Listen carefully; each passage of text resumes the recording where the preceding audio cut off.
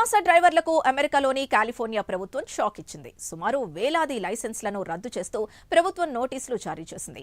Licence గడువు తేదీల్లో సమస్యలు ఉన్నట్టు గుర్తించిన కాలిఫోర్నియా రవాణా ఏజెన్సీ లైసెన్స్లను రద్దు చేసింది.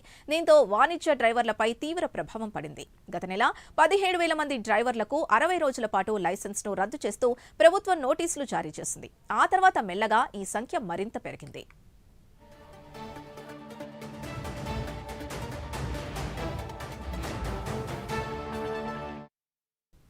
ఈ నిర్ణయం వల్ల ప్రవాస డ్రైవర్లు తీవ్ర ఇబ్బందులు పడుతున్నారు. అయితే రవాణా ఏజెన్సీ చేసిన పొరపాట్ల కారణంగానే లైసెన్సులు రద్దయ్యాయని పౌర హక్కుల సంఘాలు ఆరోపించాయి. వెంటనే వాటిని సరిదిద్ది లైసెన్సులను పునరుద్ధరించాలని డిమాండ్ చేశాయి. ఈ నేపథ్యంలో కాలిఫోర్నియా ప్రభుత్వం తీసుకున్న ఈ నిర్ణయాన్ని సవాల్ చేస్తూ భారతీయ డ్రైవర్లు అక్కడి కోర్టుని ఆశ్రయించారు.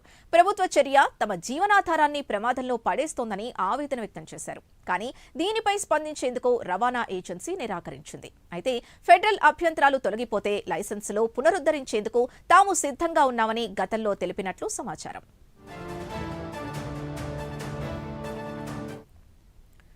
ఇప్పటికే విదేశీయులకు వీసాలు జారీ చేసే ప్రక్రియను అమెరికా కఠినతరం చేస్తోంది. సెమీ ట్రక్ బస్సును నడిపేందుకు అక్రమంగా లైసెన్సులు పొందారని, కాలిఫోర్నియా అక్రమ వలసలకు అడ్డగా మారుతోందని ట్రంప్ యంత్రాంగం ఆందోళన వ్యక్తం చేస్తోంది. ఈ నేపథ్యంలో కాలిఫోర్నియా లైసెన్సులను రద్దు చేయడంతో తీవ్ర చర్చనీయాంశంగా మారింది. కాలిఫోర్నియా గవర్నర్ గవిన్ న్యూసం మాత్రం ఇది కారణం కాదని చెప్పింది. కేవలం ఈ లైసెన్సుల కాల వ్యవధి ముగిసిందని అధికారులు గుర్తించడంతోనే ఈ నిర్ణయం తీసుకున్నామని స్పష్టం చేసింది.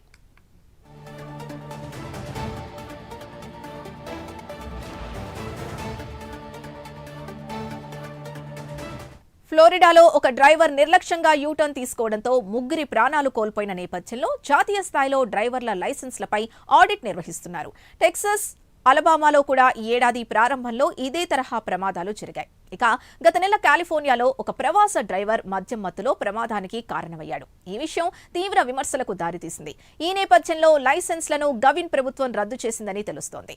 మరోవైపు గతంలో తన లైసెన్స్ల జారీ విషయంలో తన ప్రమాణాల్ని సమర్థించుకున్న కాలిఫోర్నియా ఇప్పుడు తన నిర్ణయం తీసుకోవడం తమ తప్పుల్ని అంగీకరించడమే అవుతుందని అమెరికా విమర్శిస్తోంది. మరి కాలిఫోర్నియా లైసెన్స్లను సరిదిద్ది పునరుద్ధరిస్తుందా లేక మరిన్ని లైసెన్స్ల రద్దుకు పూనుకుంటుందా చూడాలి.